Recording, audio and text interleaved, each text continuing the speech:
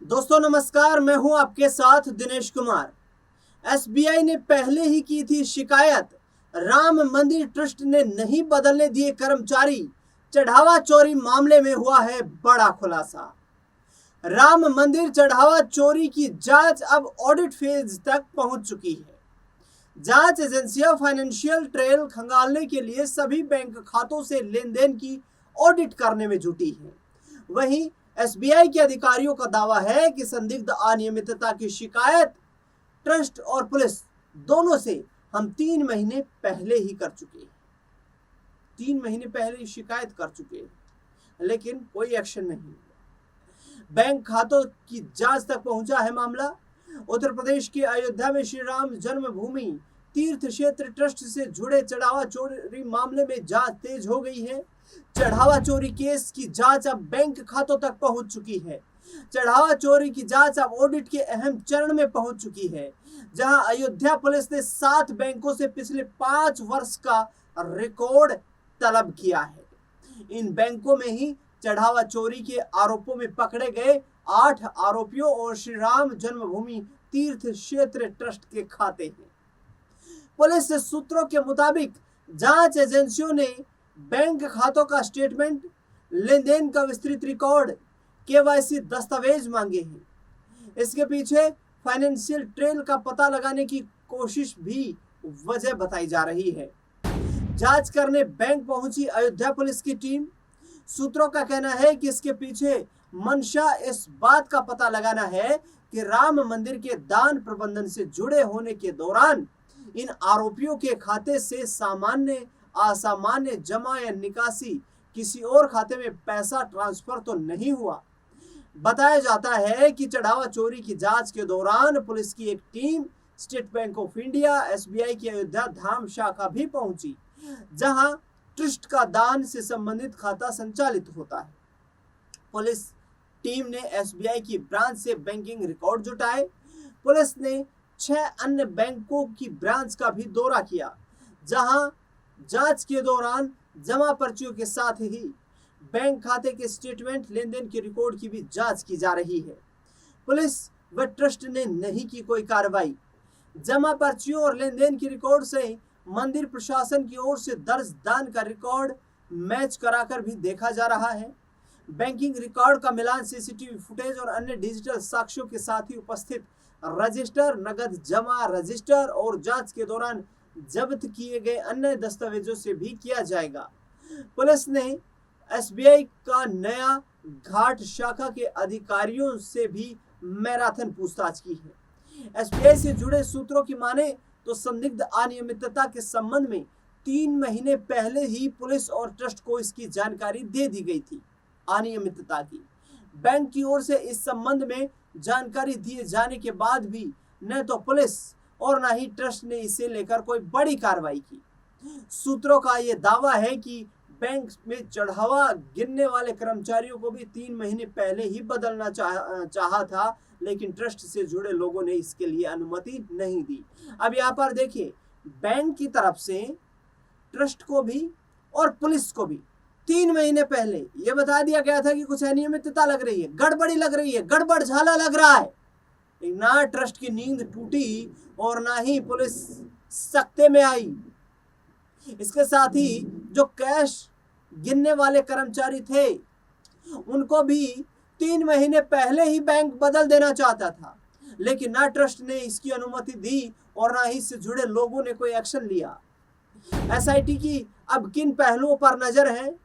राम मंदिर के दान पात्रों से जुड़े कथित चढ़ावा घोटाले की जांच में एसआईटी को ट्रस्ट और एसबीआई के बीच हुए एमओयू के कई प्रावधानों के पालन में खामियों के संकेत मिले हैं। संयुक्त उपस्थिति, ड्रेस कोड, कर्मचारियों के रोटेशन और रिकॉर्ड संरक्षण जैसे नियम जांच के दायरे में हैं। साथ ही गिरफ्तार 8 आरोपियों की संपत्तियों, बैंक खातों और करीब 400 निजी सुरक्षा कर्मियों की भूमिका की भी जांच की जा रही है। राम मंदिर के दान पात्रों से प्राप्त राशि की गणना को पारदर्शी और सुरक्षित बनाने के लिए श्री राम जन्मभूमि तीर्थ क्षेत्र ट्रस्ट और भारतीय स्टेट बैंक एसबीआई के बीच विस्तृत कार्य प्रणाली तय की गई थी। इस व्यवस्था में दोनों पक्षों की जिम्मेदारियां अलग अलग निर्धारित थी ताकि पूरी प्रक्रिया में पारदर्शिता बनी रहे। हालांकि सूत्रों के अनुसार एसआईटी जांच के दौरान ऐसे संकेत मिले हैं कि समझौते यानी कि एमओयू के कई प्रावधानों का नियमित रूप से पालन नहीं हुआ है। एसआईटी को ट्रस्ट और एसबीआई के एमओयू में खामी मिली है। सूत्रों के अनुसार फरवरी 2025 में ट्रस्ट और एसबीआई के बीच हुए एमओयू में दान पात्र खोलने और गिनती कक्ष के संचालन के लिए ट्रस्ट और बैंक के अधिकारियों की संयुक्त उपस्थिति अनिवार्य की गई थी। गणना में लगे कर्मियों के लिए ड्रेस कोड भी तय था, लेकिन इन व्यवस्थाओं का हर स्तर पर प्रभावी अनुपालन नहीं हो सका।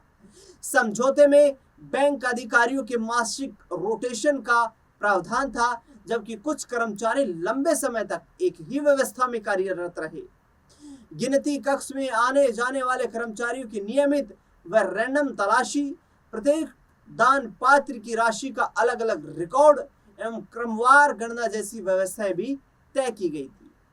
आरोपियों पर भी जांच की आंच है। अब सूत्रों के मुताबिक इन प्रावधानों के अनुपालन की भी जांच की जा रही है।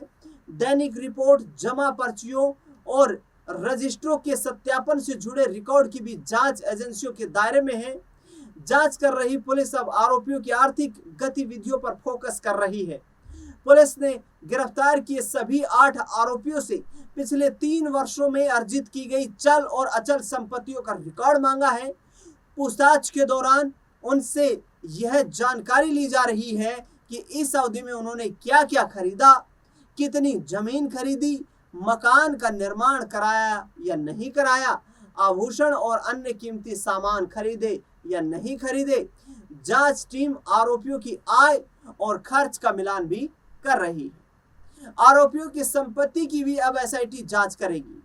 बताया जा रहा है कि आरोपी जो हैं उनकी संपत्ति की जांच भी अब एसआईटी के द्वारा की जाएगी। यहाँ तक कहा जा रहा है कि लवकुश मिश्रा जैसे लोगों ने यहाँ पर 3 मंजिला इमारत तक खड़ी कर ली है।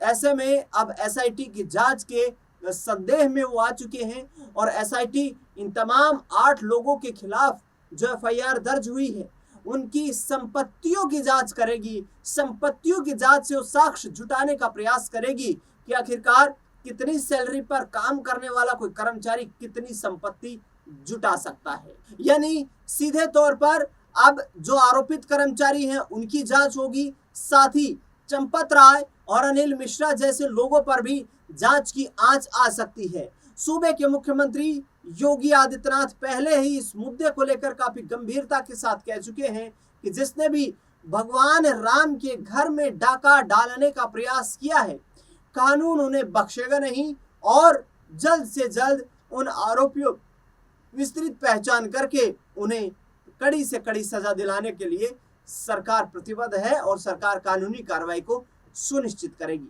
देखना बेहद दिलचस्प रहेगा कि आखिरकार क्या और बड़े बड़े खुलासे होते हुए नजर आते हैं। इस खास रिपोर्ट में फिलहाल के लिए इतना ही।